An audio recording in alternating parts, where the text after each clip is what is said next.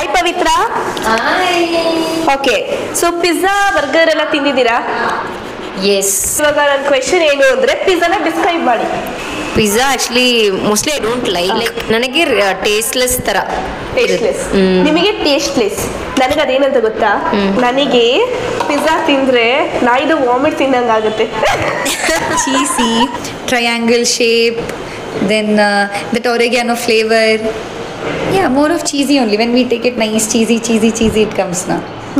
ನಾನು ಪಿಜ್ಜಾ ಹೆಂಗೆ ಡಿಸ್ಕ್ರೈಬ್ ಮಾಡ್ತೀನಿ ಗೊತ್ತಾ, ನಾಯಿದು ವಾಮಿಟ್ ತಿನ್ನೋ ಥರ ಇರುತ್ತದು.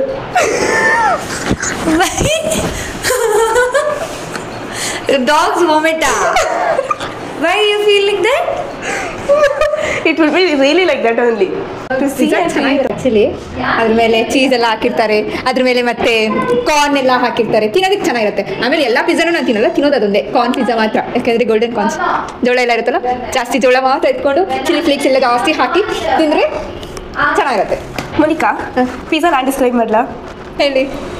ಪಿಜ್ಜಾ ತಿಂತಾ ಇದ್ರೆ ನಾಯಿದು ವಾಮಿಟ್ ತಿನ್ನಂಗಿರುತ್ತೆ.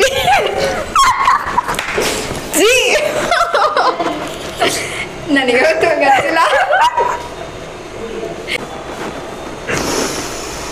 ನನಗೆ ಪಿಜ್ಜಾ ಮೇಲಿರೋ ಇಂಟ್ರೆಸ್ಟ್ನ ಕೂಡ ತೆಗೆಸ್ಬಿಡ್ತೀರಾ ನೀವು. ನಾನು ತಿನ್ನೋದು ಅದೊಂದೇ ಪಿಜ್ಜಾ. ಪ್ಲೀಸ್ ಈ ಥರ ಎಲ್ಲ ಮಾಡಬೇಡಿ ನೀವು.